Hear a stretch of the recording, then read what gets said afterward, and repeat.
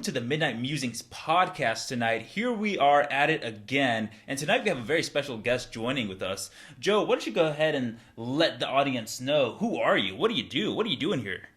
My name is Joe, Joe Smith. Well, that's what I go by. But do you want to hear my full legal name? I mean, if you're comfortable with it, I mean, the feds are listening to us as well, so I don't know if that will be safe for you. If you feel that your life is in danger, by all means, but... It's just, 99% of the time when I tell people my name's Joe Smith, they're like, is that really your real name? Right, it's like John Doe. It's like, I don't know, man. You could be some kind of spy. It technically is. It just shortens it and makes it just a little bit more easier for me. Okay. But it's Joseph Jesus Canales Smith. Okay. So that's a mouthful. Rather just to go by Joe Smith. That reminds me of the Disney show Sweet Life of Zack and Cody. And there was this character, and he had a super long name. Did you ever watch Sweet Life of Zack and Cody? No, I did not. Okay. Okay. Those of you that are listening to this, if you're like Zillennial in between that phase, you'll probably remember Sweet Life of Zack and Cody. And there's this guy. He was like the bellboy or something, and he had a super long name. Oh yeah, that's Esteban, funny that you Julio, mentioned that day. I saw some stuff on Facebook about him, and this is the general consensus, by the way. This isn't just my opinion. This is the information that I gathered upon like researching it. The guy runs these courses in like conventions, now, and he charges like a ridiculous amount of money. We're talking like $3, $4, $5 grand, with promises of getting people auditions and skyrocketing their career and everything, catapulting. Ooh. So he's running one of those those dealios, and that's the only reason I know that name. That's a shame. So for those of you that aren't familiar with like acting and productions, like the people that try to like sell you these high ticket events in order to get discovered, or you really have a bad kind of taste in the industry. So it's unfortunate that he's doing that. I mean, I hope he's doing well. I hope he's actually providing value. But all right. Okay, so with that being said, Joe Smith, what's this topic about? Because I know we touched upon these interesting things, ancient aliens. It seemed that we have a pretty mutual liking of this. So when we think of ancient aliens, a lot of people think of obviously the TV show Ancient Aliens, and the guy with the hair. Yeah, the guy with the hair, right? He says science, aliens, right? Aliens, and it's almost like this comical thing, right? And I feel a lot of times we like to make it comical because it makes us feel more at ease at the thought that these aliens, I mean, they can't possibly be real, right? But if you actually take a minute and put aside some of the Hollywood madness and flare-ups that are being put in the TV show like Ancient Aliens, and actually listen to what they're saying and what these historians are saying, it's pretty interesting. And I think the most common thing that people refer to is the pyramids, right? The Egyptian pyramids as we know them. There's many people that think they were made by slaves. There's many people that think that they were made by some unknown technology that the Egyptians possessed. And, of course, there's people that think they were made by aliens. So what's your position on this? I mean, I'm the kind of person, I guess, where it's like, unless like I've seen it myself or there's like verifiable, unbiased evidence. Okay. It's just speculation. But there is like logical explanations and speculations comparable to what they tell us. Right. Like they say that slaves did it, and they hauled all these gargantuan, what is it made out of? Limestone. Right. From like quarries that were like a ridiculous distance away. And they like rolled them on wooden logs all the way there. It's just kind of crazy. Right. So all these slaves, all these slaves were ridiculously jacked, right? And they were all using this perfect unison of teamwork. And all these rulers, they knew exactly how to coordinate them. They're like, hold on, you're the QB. You got to lead the way this way. You got to pull this way. And you know what? And try it. And they were so good at it that all of a sudden they're like, you know what? Screw the small stuff. We're just going to go ahead and try and do a gargantuan pyramid. I don't know. But it's like more than that too, though. It's not only just the labor and the moving of the materials. Right. It's the cutting of it, because they would have us believe that these ancient civilizations were like not even in the Bronze Age or anything like that. Right. You know, so it's like we can't replicate the cuts and the precision and the angles and everything that they did. But that's the explanation that they give us, which is just a little. It makes you wonder. You know, it makes you think. It's like maybe they had some sort of access to some sort of tech or technology or something, or Right. just something that enabled them to do what they did, because it doesn't make sense to say that what are they using, like big giant like saw blades and just hacking at the stone forever. It doesn't make sense, you know. Right. And you know, it's interesting because the way that we look at how they manufacture and they cut these things, it's like we're talking on our end millions and millions and millions of dollars of budget that we have accessible whenever we want. Yet we choose not to make structures similar to this because, I don't know, is there a level of difficulty involved? I'm not sure. But I mean, without, because I know this isn't a deep dive, guys. This is a little bit of touch on these ancient alien stuff. I mean, I could deep dive yeah, into it. we could totally do it. Okay, on this episode, you know, I want to touch on, you know, there's some other theories, right? Some people think they somehow got like a really good handle of like magnetism, and I've seen these episodes where or like anti-gravity, yeah, anti-gravity kind of things where they're using some kind of fields to lift these objects and place them in there. So okay, we're still not in slave labor anymore, but we're in like gravitational devices. It's kind of interesting. I don't know. Well, I mean, we're now using it on those super fast trains, right? The what do they call them, like maglifts or something like that? Right. So they're using magnets to do that, and it enables us to. I don't even know how fast they travel incredibly fast. Those chains. I think they use them in Japan and stuff like that, and maybe some parts of Europe. But the one topic or subject or explanation that intrigued me a little bit is I forget the guy's name, and the place still exists in the continental U.S. somewhere on the East Coast. Okay. Where he's supposedly said he had discovered the anti-gravity technology. Ooh, okay. And he built this. Oh my God, I wish I knew the name of this place. I wish we had like a Jamie so he could pull it up or something like that. You know? Pull it up. Pull that up. But it's this gargantuan place, and he has all these blocks put together, and the main thing in the front is like this huge rock door, and it's perfectly pivoted. So that like you or I or even like my 8-year-old nephew could go up to it and push it, and it'll move. Wow. And turn. And it's perfectly pivoted, and he's got all these blocks set up. And according to evidence and stuff like that, nobody saw any cranes out there. Nobody saw anything like that to explain how he moved all of these blocks into place. And I think he created some sort of like maze kind of a situation or something like that.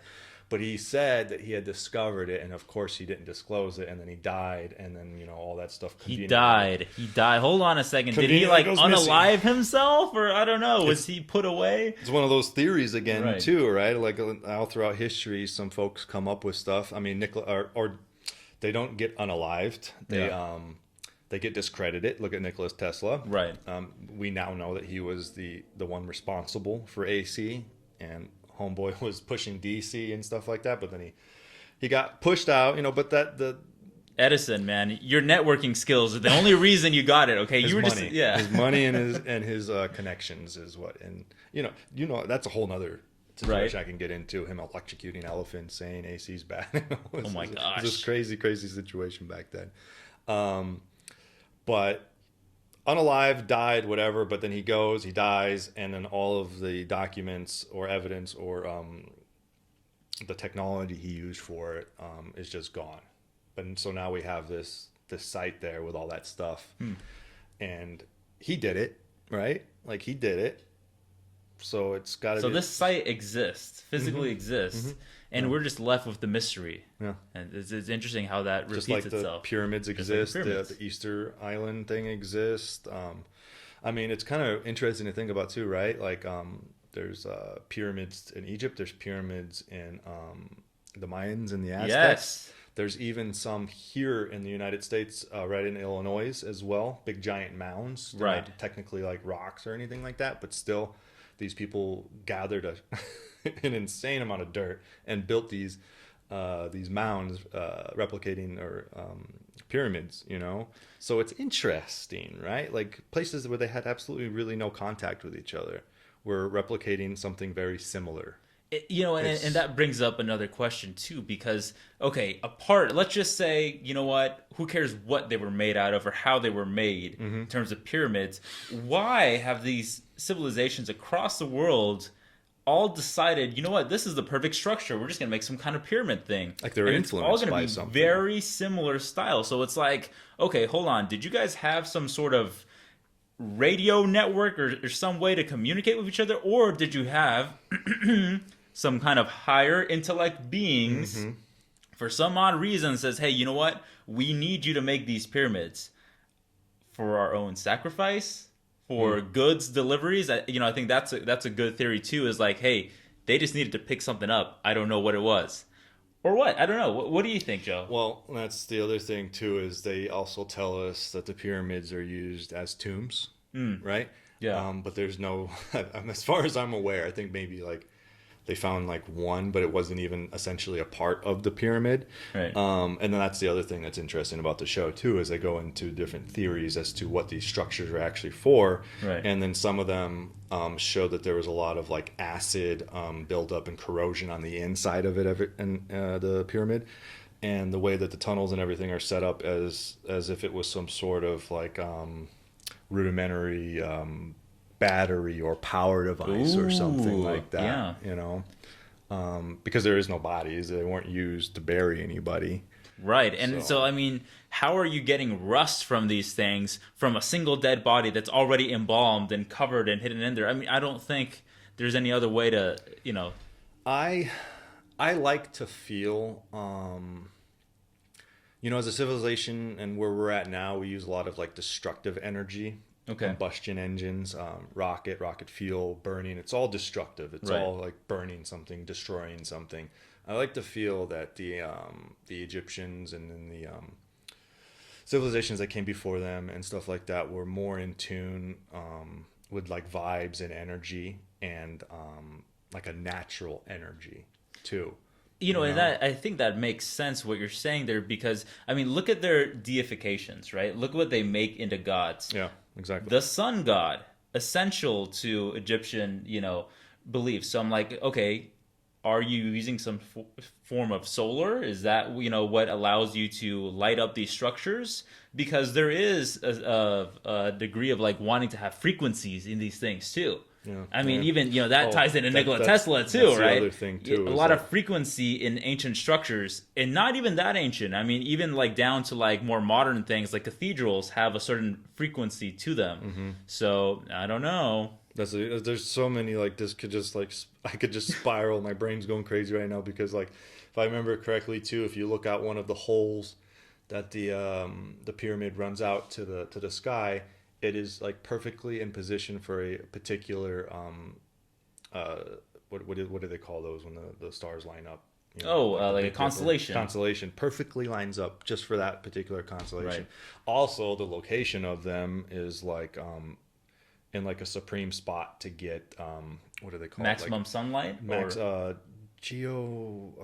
Magnetism of the Earth, so like a natural type of energy system as well too. It's just like all of it is very like convenient, but if you talk about it and you believe it, then you're labeled a conspiracy theorist or a wacko, and then you're the guy with the hair that's saying aliens on ancient aliens. But like people listen to like Galileo, right? And he's like, hold on a second, maybe we don't encircle the Earth, and they thought he was a wacko. They put him on house arrest for like the rest of his life, literally, because he said the Earth wasn't the center of the universe. And at one point, it was like 100%. It was the center of the universe. So right. It's always as a prime example, is prudent to think outside of the box compared to like, oh, this is what it is. Like you can't think like that. I don't think science and advancing that doesn't work well. It's interesting because I mean, being closed-minded, going in the school system. I mean, I've been out of the school system, in a while. But I mean, growing up in high school, I definitely do not remember even it being considered. Hey, there is also some theories with a couple of things supporting it that the pyramids and the ancient structures may be influenced by some civilization that we don't yet know. Well, I mean, when we go to school, we're told that Edison created the light bulb and this, that, and the other, right? They dropping some medicine. They don't tell us anything about Nikola Tesla, even though he's responsible for a tremendous amount of technology that we use to this day. So, that we're barely just implementing as well. It's kind of crazy. Yeah, I feel that that's seeded by something. That's definitely, there's some kind of monetary. I mean, obviously, Nikola Tesla built so many sustainable structures and gave the ability for us to have, electricity around the world if we wanted to. Mm-hmm. If we fine-tuned the instructions, but clearly, big energy doesn't like that. Yeah. That's a whole other topic. It's the age-old saying, right, that history is written by the victors, and the same kind of logic applies to history in regards to that. It's like whoever patented it first, or whoever had the most power or political power or money or something like that, that's the person that did it. It could have been somebody else, like Nikola Tesla, but it's homeboy that we hear about, not him. And then we grow up and we start to think for ourselves, and we're like, do a little research, and it doesn't even take that much, and then you're like, damn, so that was kind of like we were bamboozled, or not even really bamboozled, we just weren't really told the full truth. And that was how long ago? Freaking not even a couple 100 years ago? Yeah, it's kind of crazy. Right? He was like totally into radio waves and everything way before, and they just scooped all that stuff up, put it someplace. Like you got to ask yourself too, right? Like the Vatican, the store, the vault, the library that they have underground. It's like, what stuff do they have down there? Because like nobody has access. Talk about the ultimate level of gatekeeping, right? Like super, super, super. That's like probably like the epitome of it, really. So as you guys are listening to this right now, what do you think is in the Vatican? And with that, we're going to take a brief commercial break, and we'll be right back.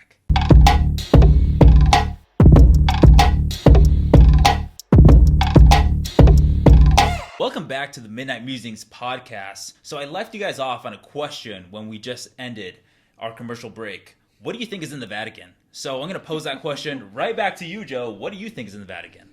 Oh my goodness.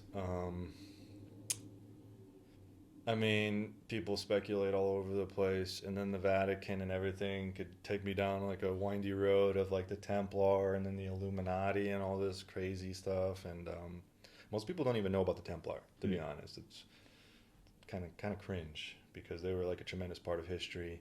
But what's in the Vatican, people say like the Holy Grail, right, or the spear that pierced Christ. So talk about this, because this podcast is really directed towards people that, yes, you can have a broad understanding of a lot of things, but some people may not know anything about it. And I know a lot of people, may not even know about kind of principles of Christianity and things like that. So like what is a Holy Grail in a sense? From my understanding, the Holy Grail was the cup that Jesus drank out of. Okay. Well, it's my understanding, and what I would envision it is was that Indiana Jones movie. Okay. In The Last Crusade, the Holy Grail. Right. Like that little cup, little dealio, but for some reason it's given some sort of like supernatural powers and stuff like that, the same way the spear is. And that's like in whatchamacallit though, not sci-fi, supernatural, Right, imbued of supernatural powers. I mean, for you non-Christians out there or people that aren't familiar with the lore, right? Basically, it is believed that anything that is touched by Jesus, especially things that were touched towards the end of his life, have some sort of spiritual power. So that's why you see a lot of movies and films like go off with these things. Yes, yeah, imbued with a lot of supernatural power. And sometimes it's funny because sometimes it's kind of like the Infinity Gauntlet, like you can use it no matter what. And other times it's like, only like a priest or someone that shares a similar lineage can like utilize or like wield it. So it's definitely, interesting. And, the Vatican, they do claim they have one thing that belongs to Jesus. Like they adamantly claim, which is kind of interesting. It's called the Shroud of Turin. I don't know if I'm pronouncing that correctly, but basically they believe that is the sacred cloth or whatever that they covered when Jesus died. And so when that cloth was removed, it left some sort of imprint of Jesus's face like blood imprint on it, which is kind of interesting. Oh, that's true, because I mean he did go to the grave pretty beat up. Yeah, pretty bloody. But okay, so here's where it gets kind of interesting too. Okay, because this feeds into a lot of other things. I don't care if you're religious or not and you're listening to this. This is freaking cool. They have detected radioactive energy seeping out of that cloth. Really? Yeah, so it has some sort of radiation that is emanating out of this cloth. Why is that? I have no freaking idea. It's interesting. Yeah, so that's another thing to chew on, right? So Vatican, they got this cool cloth thing. They claim it comes directly from Jesus, and so they're okay with announcing that. But everything else, they're like, okay, secret book, secret file number 50,002. We can't talk about it. It goes back into like the history is written by the victors, right? Yeah. And the Catholic Church was a tremendous player in a lot of politics, the Crusades, the medieval times. A lot of money moves too. Yeah, they did a lot of not savory things. Yeah, would probably be the best way to put it. And if you're a Catholic and you're listening to this right now, we all listen. Every culture and religion has had some pretty nasty moments. Okay, every single religion, and so it's no direct hate on y'all, but we know that that's been a pretty nasty part of history. In which a lot of, in the name of Catholicism, not saying that's what Catholicism believes, but in the name of Catholicism, a lot of killings have been done. So it's pretty interesting to look back at these things. Every religion, to be honest, there's been a tremendous amount of killing. So it's not just Catholicism; it's Christianity. I mean, all of them. Nothing in particular, but for sure. Again, to what's in there, I would say there's the Dark Ages, right? Yeah. Where we technically don't know what happened because people were just going crazy, and like Alexandria. The place that Alexander the Great established and had the greatest library that the medieval times or those ancient times knew. And then we're told that it just got looted and burnt up, quite literally. All the documents in there, the biggest library that ever existed back then, with all the world's history and Alexander's and Achilles and all these potentially exaggerated people of history is just gone, poof, right? Yeah. So maybe they scooped up some of that and they put it down there, and there's a lot of stuff in there that tells history for what it was actually. Right. But instead we get told what they want us to know. And and that applies like across the board, not just the Vatican. So I'm not like being prejudiced. I'm definitely not like a prejudiced person in saying Catholic bad, Catholic bad. I'm not. I'm just speculating that it's a possibility that they hold all kinds of documents in there that actually depict the way things went down in history compared to what we were told, because you get these ideas of people, and it's, I guess, according to them, it's probably better to think of them in a better lighting than if they were looked at, if they were like, Vlad the Impaler or something like that. Right. And you have to, also recognize that the historians that are writing this, they're not necessarily the corrupt ones, but they all have a boss. So you think about it, you have an all-powerful, intimidating boss in these medieval times. The Pope is literally your boss, okay? This is not like your idea of like some benevolent, have never been in a war kind of Pope. This is like war-trodden popes literally acting as, as kings as well, fighting against other tribes and other, a whole bunch of other countries, and just saying, hey,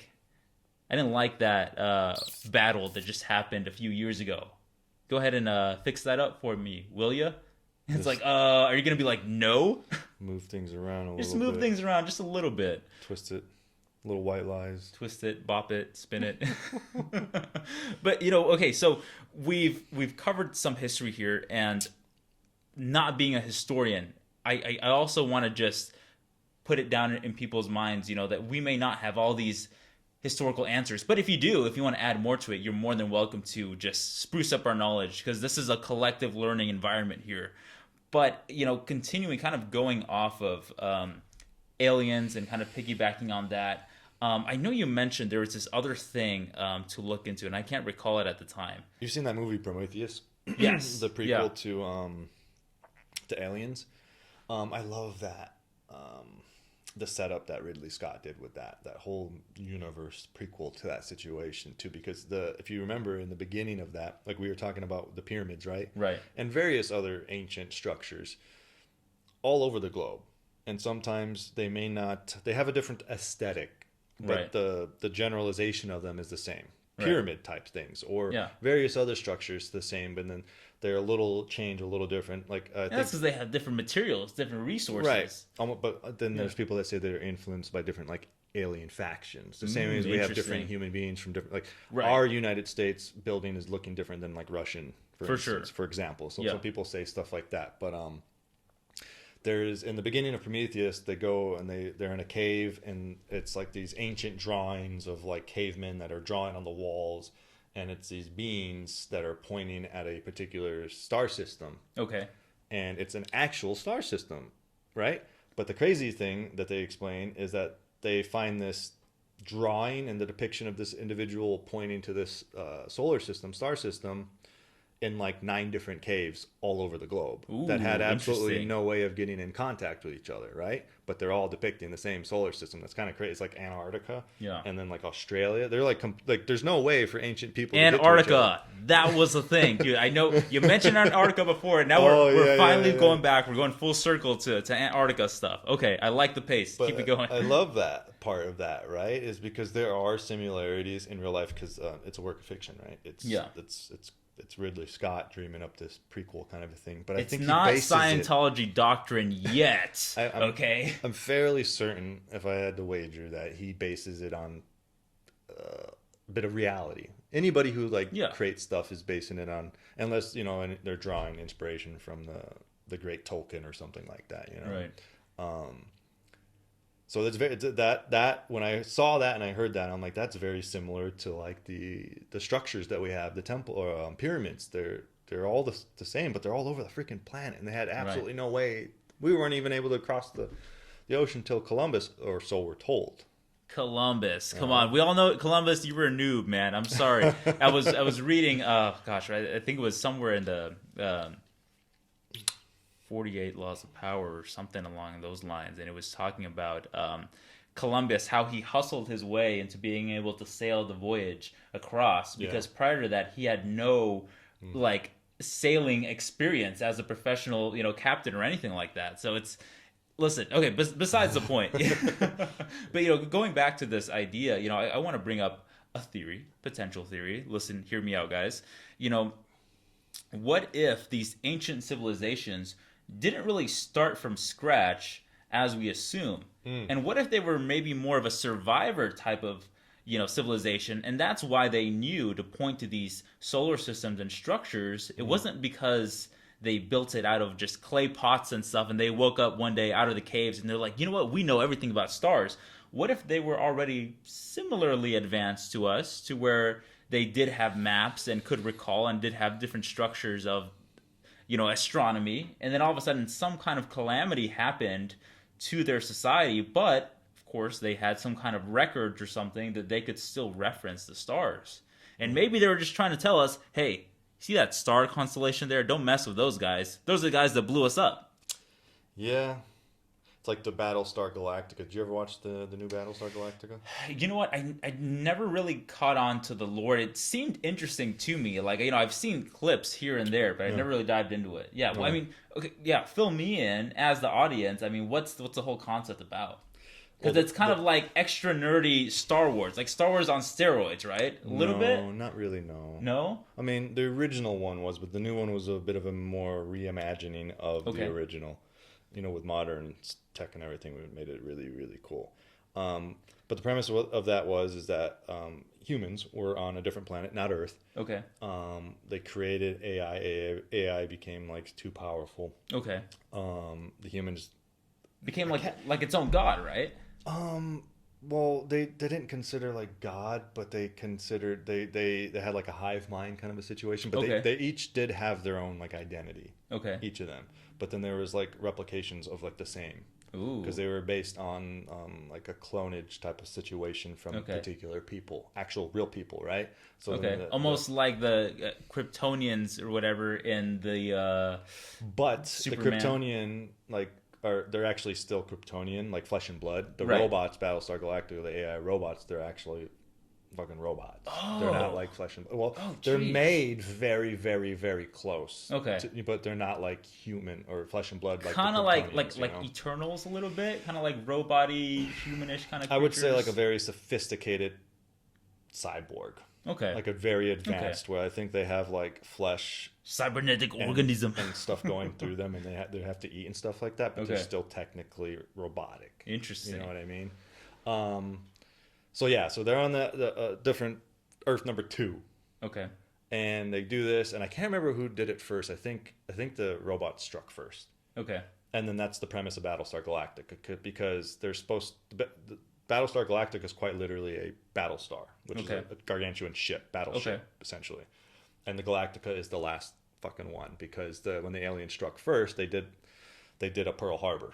Ooh. And they did it efficiently. They wiped out like all of the other battle stars, and efficiently rendered the humans helpless, and they only had the one left, and then the whole planet just goes poof, because the robots, they did a super, super efficient Pearl Harbor. Jeez. So that's the premise of the show, is they're left on the Battlestar Galactica, and they had to do that because these battle stars were incredibly powerful, and the aliens couldn't fight them efficiently. So they did a lot of like the clonings of the people and putting them in strategic places, blowing them up, and just it was like this instant attack where it was like, but like imagine like Pearl Harbor times 4 and in multiple different locations, like strategically, and they just wiped all the humans out. And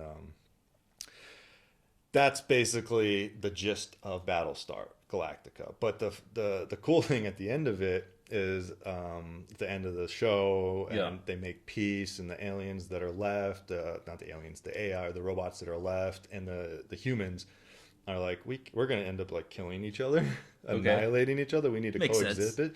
And I think, if I remember correctly, they were enabled to have an actual human breed with one of the robots and create an actual like a Nephilim, like a weird hybrid baby. Interesting. Like half robot, half human, I guess. Kind of a thing. Yeah. So it was actually something that wasn't ever supposed to happen, or be able to happen, but it happened. And they settled on Terra, which is Earth as we know it now. Okay. And the premise of it too is that what they say in there is that this has all happened before and will happen again. Ooh. Which is like this repeating cycle. Right, like we get so advanced, like we were in Battlestar. We create all this stuff. We spread out into the stars, and then we end up like destroying ourselves, and then we settle on a new Terra, and we start all over again, building as like a very basic civilization. But then it makes it in my mind, it makes a little bit of sense, right? Because it's like the Egyptians and stuff like that. Maybe if they were settled by like ancient humans that came from someplace else, they had access and understanding of how all this like superior technology works, but they chose to live more in tune with the planet and the earth, and with the knowledge that if we get too advanced, hey, we're gonna start all over again. AI is gonna just battle us. And so. I mean, we're look where we're going now. Bro. It's like Joe Rogan said it best in one of his podcasts, or not his podcast, in his stand-up comedy. You fly in a plane over the earth, and as you're coming into the city or something, like when you're way up there, it looks nice and peaceful. You see the planet, and it's green, and it's the way it's supposed to be, in mountain and trees and water and snow and blah blah blah. And then you come into where the humans are, and we're like a fucking cancer on the planet. You look at all the buildings, and it changes the natural, beautiful image that is the earth, and then you just see all this human civilization everywhere, and it quite literally looks like cancer on the earth. And it'd be like interesting. Now let's side a little bit. Let's be a little devil's advocate with the aliens too, because if you were this more advanced version of us, and you have existed for a longer period of us, and you're desperate, you couple your planets, your home planets have been blown up before. And then you see this beautiful planet, and you zoom in, and you see these noobs, these lame little aliens like us, and we're just messing up the planet. Do you want to waste your time trying to teach them? Or are you like, hey, can we just like blow these guys up and like take it for ourselves? I don't know. Interesting. That's what's his name? The late Hawking speculated. Oh. That if there was aliens, we would... I can't remember verbatim what he said, but paraphrasing, it was that we better pray and hope that they're not like us. They will kill us. Because, look what we do to lesser beings. Yeah. Look what we do to chickens and cows. And you know what's interesting about that? Because we got alien probing, kind of interesting. But even though I have not watched episodes of Battlestar Galactica, I did look at this interesting theory that was behind it. Because so the writer is a religious guy, and so he based those writings off of, funny enough, like religion and like biblical stuff. And so his concept behind this theory of like AI and this galactic battlefield was actually a spin off of what we believe happened, or Christians believe happened in the earth before we came to being, right? So there was the angels, the ones that wanted to follow God, and the ones that didn't want to follow God, which became Satan, demons, all these kind of creatures and stuff. And so when we think of war in heaven, right, we think of it as a kind of very earthbound thing. Like, okay, there's some kind of cloud that's like floating over Earth, and they're like fighting over the planet. But I'm like, hold on a second. Isn't God multiversal or universal, right? So like, why would the battle just happen on Earth? Why would the battle not happen across the multiple galaxies in the universe?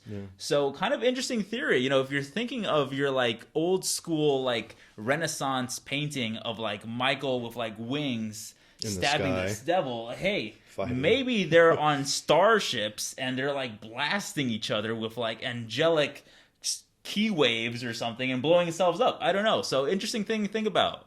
Yeah. At least, I don't know. Writer thought that. But that is up to your interpretation, because all of it is, of course, sci-fi. So add in your science, add in your fiction. At the end of the day, enjoy, right? It's entertainment. Yeah. I mean, that's essentially what we're witnessing when we watch a show, is somebody dreaming up something that they've thought about in a scenario, and then putting it into practicality, and then allowing people to either love it or hate it. Right. And this is interesting. So listening to this, I like to end these episodes with a challenge. So as you're listening to this, guys, you probably are taking in some knowledge. You're like, this is some weird stuff.